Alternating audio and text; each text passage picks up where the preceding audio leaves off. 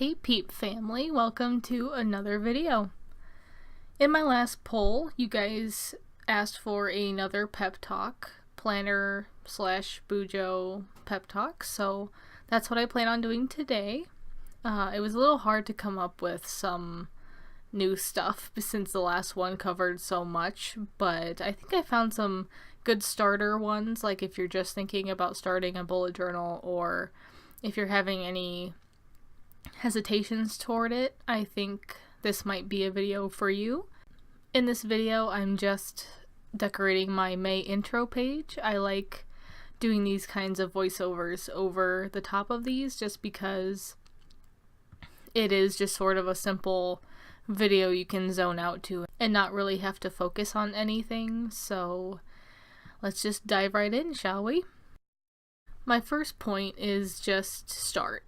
If you are on the fence about bullet journaling, just go ahead and start. It doesn't have to be an expensive journal unless you want it to be, and just a regular dollar store journal will really work for a bullet journal.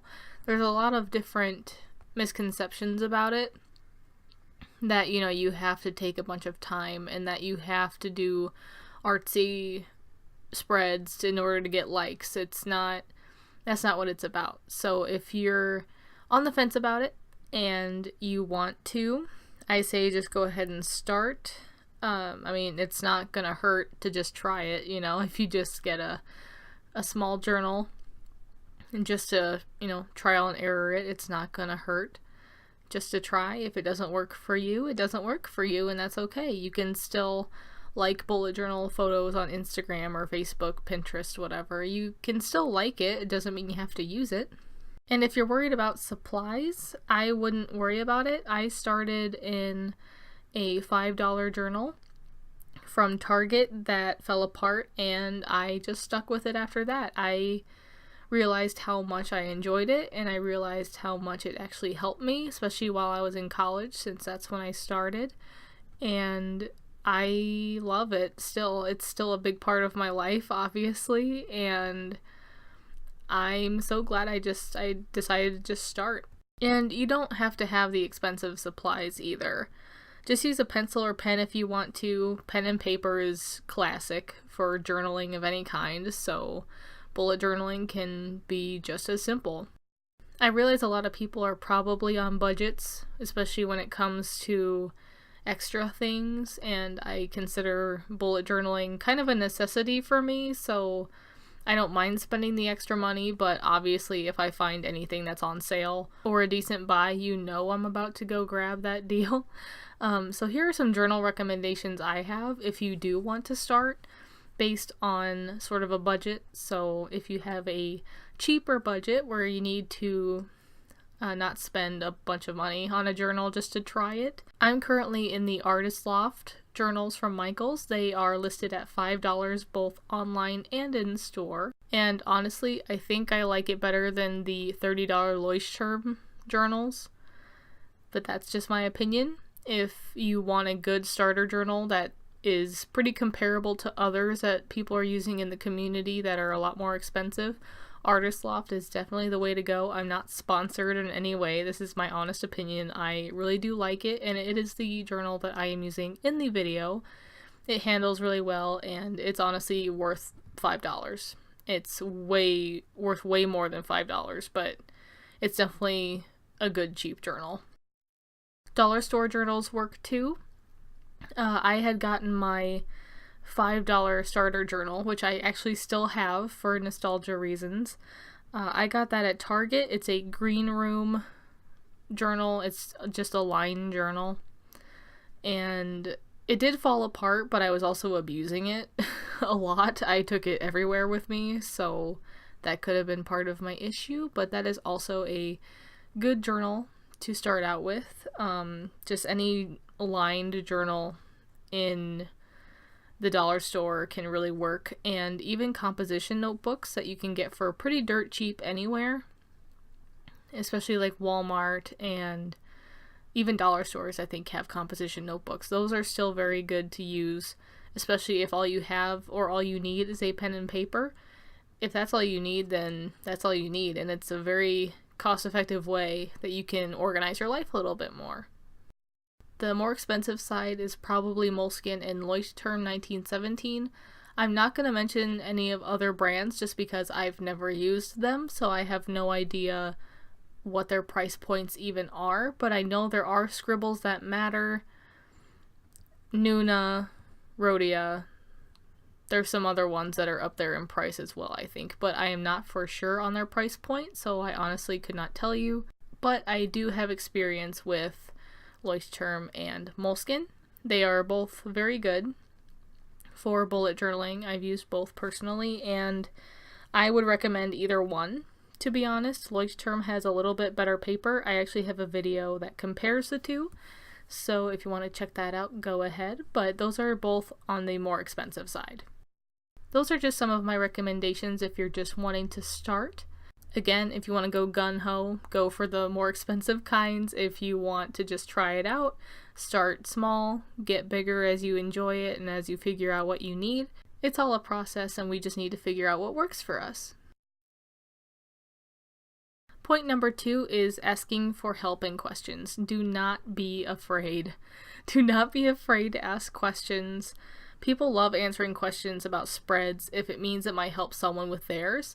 I personally will talk about bullet journaling all day with you if it means that it's going to help you figure out what you need, or if it's just a fun topic to talk about. I can literally talk about bullet journaling or artsy kind of things all day. So even if you just want to ask me questions, either in the comments or in a private message on Instagram, feel free to message me. I was a little timid to ask questions in the beginning, and my biggest advice is to ask questions. If you have any concerns or just want to know how a spread works that you might not be able to understand fully just from looking at a picture on Instagram, I really highly recommend asking questions and asking for help with your bullet journal, whether that's to your own followers or just if you're browsing Instagram and you want to know how something works. Go ahead and email or comment on that photo of the user, and I'm sure they will be very happy to explain it for you. And the bullet journal community is pretty awesome. It's pretty chill, but it can be intimidating, especially with all the perfect looking photos and, artsy kinds of spreads. But if you look past the art and you look past the decoration and you just look at the spread itself, most of them are fairly simple and fairly able to be recreated. It may not seem like that from the photo, but if you look past all the color and all the extra stuff, all the frou-frou around it, then it all comes down to just a spread. And if that's all you need is just the bare bones of the spread and you want to know how it works out, go ahead and just comment a question. Just ask away, show interest. That is what we're on Instagram for. We want to share, we want to help, and we are very happy to answer any questions.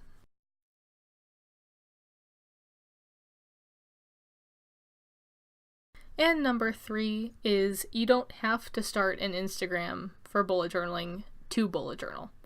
So I mentioned the numbers game in the last Pep Talk video, and just because there are a bunch of us bujograms does not mean you have to make one to be in the community. I want to stress this very much because even this morning I saw a post about someone who was saying that the bullet journal trend is dead. It's not a trend, it's a lifestyle. Bullet journal actually helps people, and if people are just doing it for the trend and people are just doing it because it gets Instagram views and they're not doing it right, in my opinion.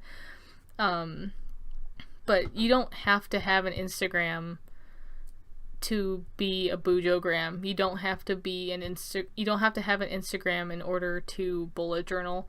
If bullet journaling will help you outside of Instagram and outside of surfing the web, then by all means go for it. You do not have to start an Instagram. I mean, unless you want to. Do not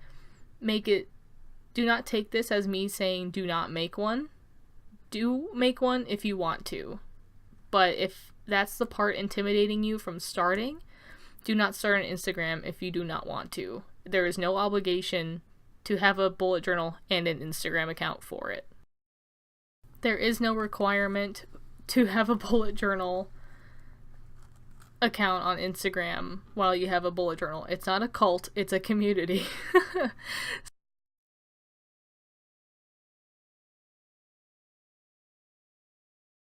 So, those are the 3 points I had for today. Just, if you're on the fence, just start. Ask for help, ask questions on Instagram. I'm sure anybody who shares their journal will be happy to answer your questions, including me. So if you want to ask me any questions on any of my spreads, you can comment on those photos, you can send me the photo and then ask the question about it. Do whatever you need to. If you need help, I will be very happy to answer your questions. And then number 3, like I said, you don't have to start an Instagram in order to have a bullet journal. It is not a requirement, it is an option. I hope you all enjoyed this bullet journal planning pep talk. I call it a planner pep talk because I feel like some of the points can still count toward other planning systems, but it is mainly around bullet journaling because that is what I personally do. But I think all of these could also apply to other planning systems for the most part. I hope you enjoyed this video. I really like doing these. They're very chill. They're very easy for me to create, usually, editing-wise. And if you guys are still enjoying them, I will gladly do more. I'm sure there will be a poll on my Instagram stories later on that will be asking if you guys want to see another one, and I will probably struggle for a week to try and figure out points, but it will be fun in the end, I promise. If you like this video, give it a thumbs up down below. If you want to leave a comment, go ahead, let's have a discussion. If you want to see more videos like this, subscribe and click the little bell if you want notifications. And follow my Instagram at Haley Journals if you want to see more spreads up close and personal with a little bit more of a caption side to it rather than a video. So, I hope you enjoyed, and I will see you guys in the next video. Bye!